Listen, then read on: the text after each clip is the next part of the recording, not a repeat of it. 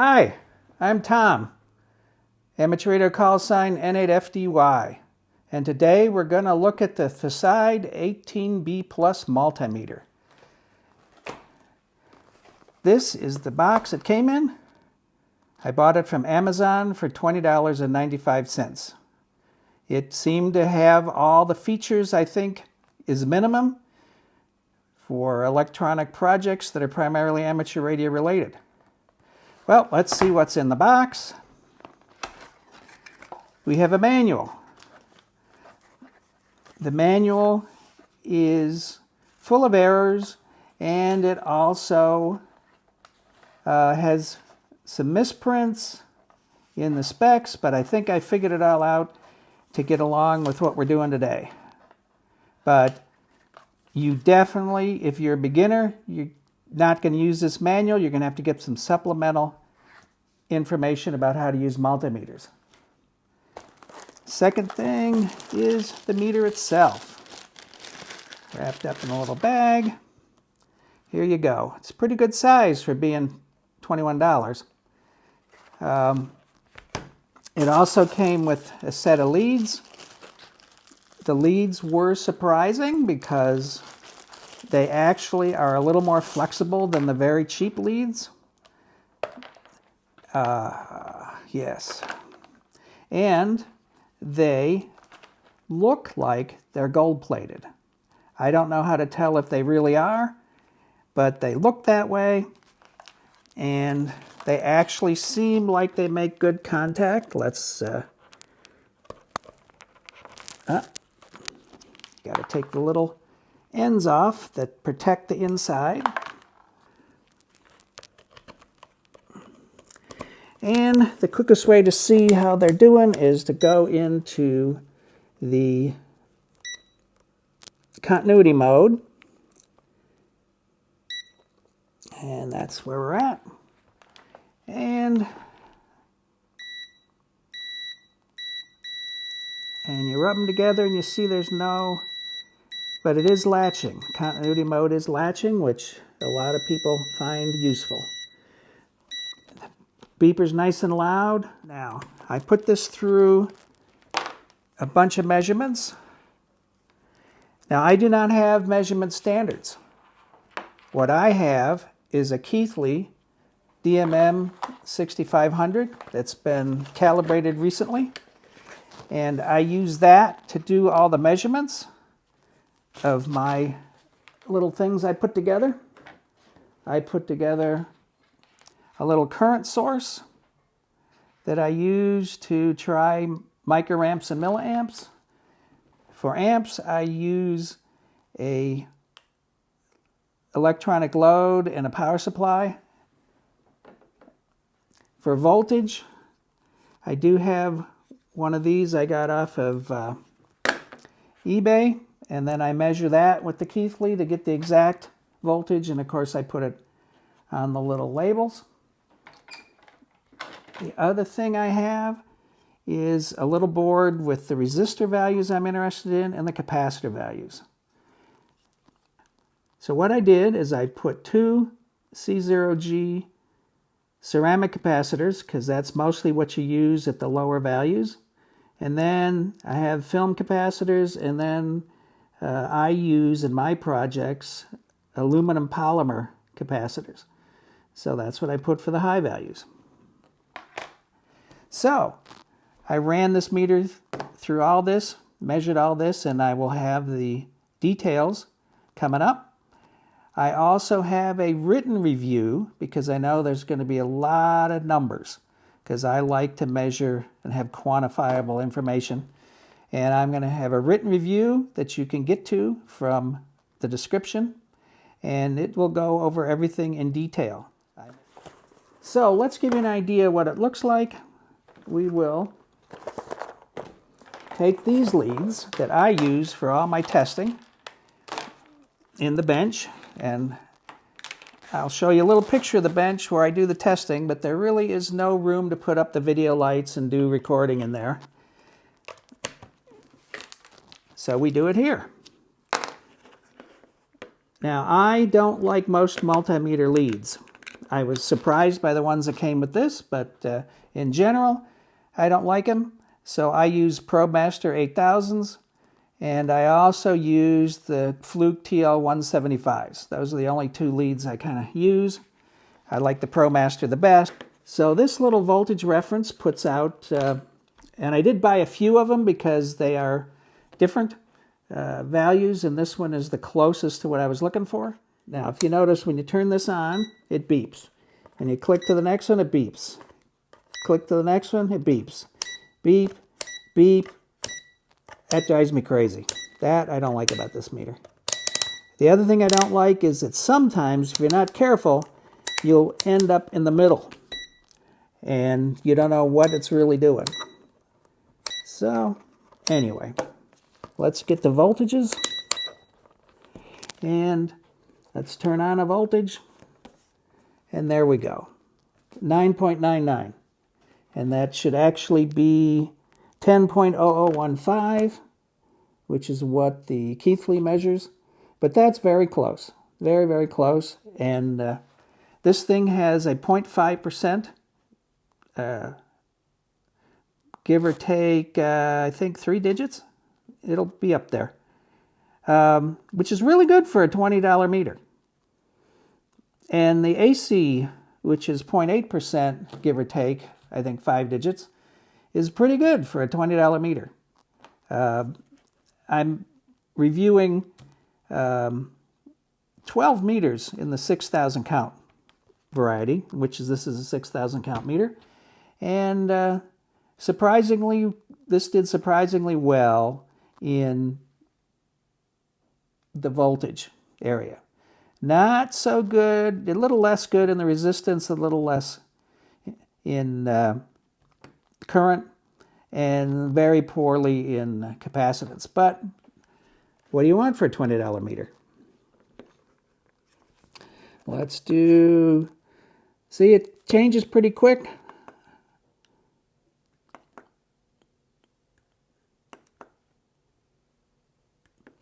Oops.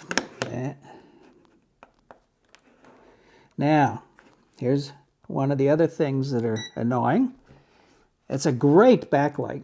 Nice and bright. I like the numbers. They're really big, so even I can see them because I have definite vision problems, which, so I always like backlight and I always like big numbers. But see, it went off. It goes off in about 14.5 seconds. And I'm thinking they did that because it runs on a 9-volt battery.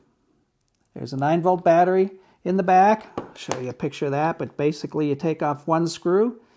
It is not captive, so it's easy to lose, so be careful. And let's see, what else can we do? Let's show you, it kind of wanders on resistance, but we will try to do some of that. See how much resistance is in the leads. 0.2 ohms, so we will rail that out, and luckily this does have a relative or delta feature. Some meters don't, but I think it's essential. So we'll zero that out. Now we'll measure the resistance. Like I said, the Dmm Check is excellent, but it didn't go low enough or high enough in the resistors for me. So this is a 1 ohm resistor, and this meter reads it at 1.1 ohm, which is pretty good, because it is difficult for a meter to be accurate at its low end of a range. And since this is 600 ohms is the lowest range it goes, it's not bad for doing a 1 ohm resistor. So here's a 10 ohm resistor, and you can see that it fluctuates a little bit. I don't know if it's probably the noise from the LED video lights, but it does settle into 10 ohms. All right, there is the 100 ohm resistor, and it shows 100.4. And the Keithley measured it at 100.069, so that's pretty good for this meter.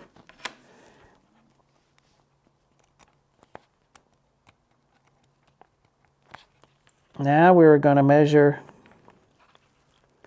a 1,000 ohm resistor, which the Keithley measured at 1.0001. And you notice it says OL.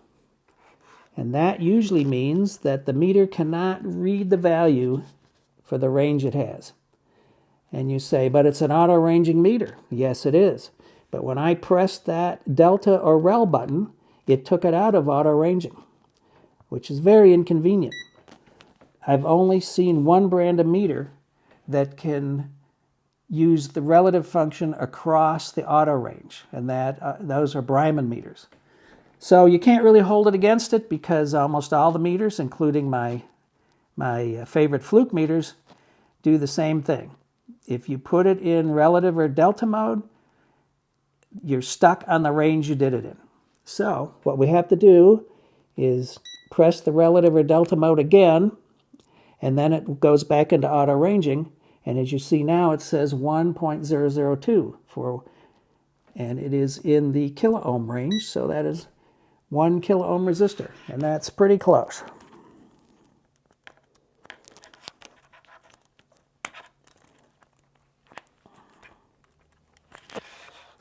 All right, this is a 10 kilo ohm resistor, and there's that backlight turning itself off so quickly. I could not use this meter just because of that. That's a definite no-go for me. But some people may not have a problem with it. Anyway, 10.00, 10.01, back and forth, back and forth. That's what the meter does.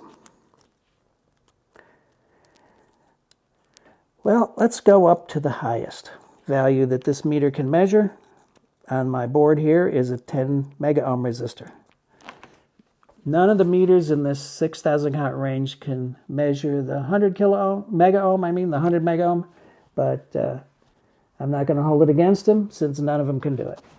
But this is 10.00, and the Keithley measured it at 9.97, so pretty close. So it did pretty good on the resistance ranges. Now, where it started to fall down on is in the specifications were the current ranges. But in my testing, the current range seemed pretty good. They were well within the specifications, even though the specifications were quite loose. They were way better in some cases. So I built this little board just to give me current sources. I like the Dmm Check idea, but it only has one current. It does have AC current, which this doesn't have. This is all DC. That's where I also got the idea for this resistor and capacitor board. And I also made an LED board with some diodes for the diode check. So let's try the current. We got to hook it up to our battery, milliamp, microamp socket, and then we have to switch it over to microamps. Right. The first thing we're going to measure is 0.89 microamps. And on this meter, with its resolution, it can only resolve down to 0.9 microamps. So that's okay. It rounded up, which is the correct thing to do. So that's not bad. And the specifications for microamps is pretty good in the manual. It's the milliamps and amps that the specification gets really wide.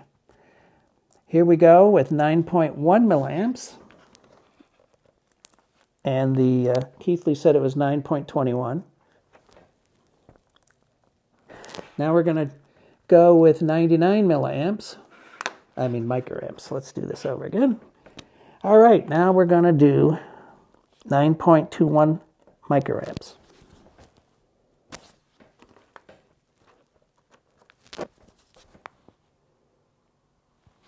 And it comes out at 9.1. Now we're going to do 99 microamps. And it comes out at 98.6. Then we're going to do 131.8 microamps. And it comes out to 131.6. Still pretty good. Now we go to the milliamp range, and this should be 1 milliamp.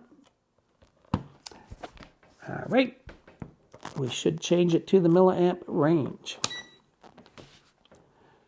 It comes out at 1.00 milliamps. Way better than the specification in the manual would lead you to believe. Okay, 9.96 milliamps. And it shows 9.95. Now 4, now 5. Does that little drift thing. But that's pretty close. Again, way better than what the specification said it should be. And now we'll do 99.4 milliamps.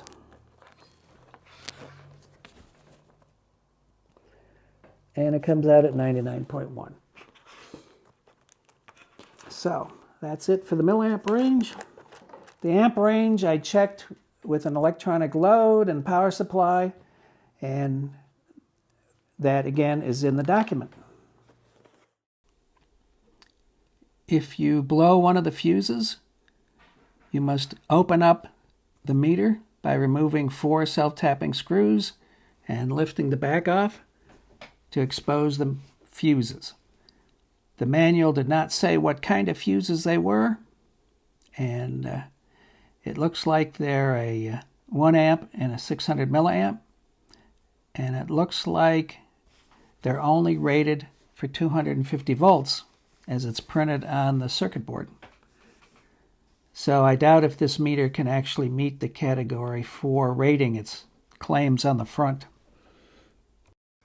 The way I check for accuracy is to first measure the voltage or the resistance or the current or the capacitance with the Keithley meter. Once I get that value, I then look up the Keithley specifications for how exact it is, and then I figure out what the uncertainty number would be and then subtract and add it so I get a lower bound and upper bound for the Keithley to what the value could represent. Then the meter under test, I take a reading. And then the meter under test has specifications for how accurate it is. I use that specification to figure out the uncertainty value.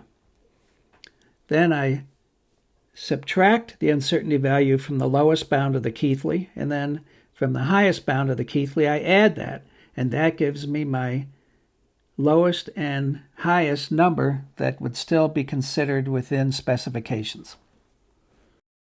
Here are some of the DC voltages I measured, and all of them were within the specifications that the manual provided.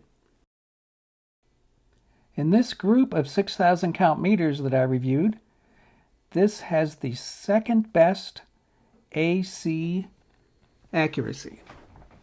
The specification is only behind the 2 Fluke 87 meters. So that is respectable for such a inexpensive meter. And of course, measurements all met the specifications.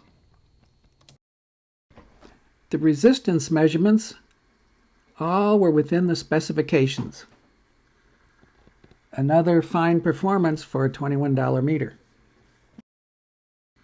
The capacitance measurements also met their stated accuracy. But the accuracy in capacitance is very loose and certainly would not be useful in trying to measure capacitors to build a tuned circuit. But for troubleshooting capacitors, it could be just fine. Okay, wrapping up.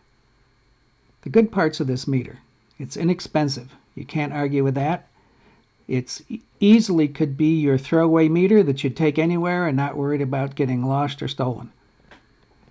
Just like your Bofang. All my tests showed that the meter met the specifications as put in the manual. Now I admit some of the specifications had misprints, so I did my best to interpret what they meant. The DC voltage accuracy is very good for a $21 meter. The AC voltage accuracy is very good no matter what the price of the meter. The AC microamp was also good. It had a large and easy to read numbers and very bright backlight. So all those are positive. Well, now it's come time to talk about all the reasons why you shouldn't buy this meter.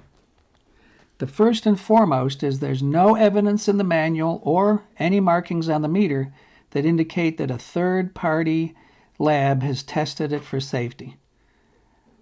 You definitely don't want to buy a meter that hasn't been tested by some independent third party.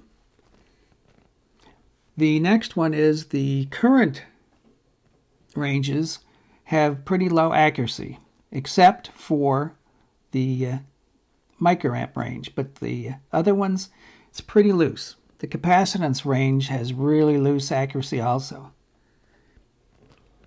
The manual is very poorly written, has typos, errors,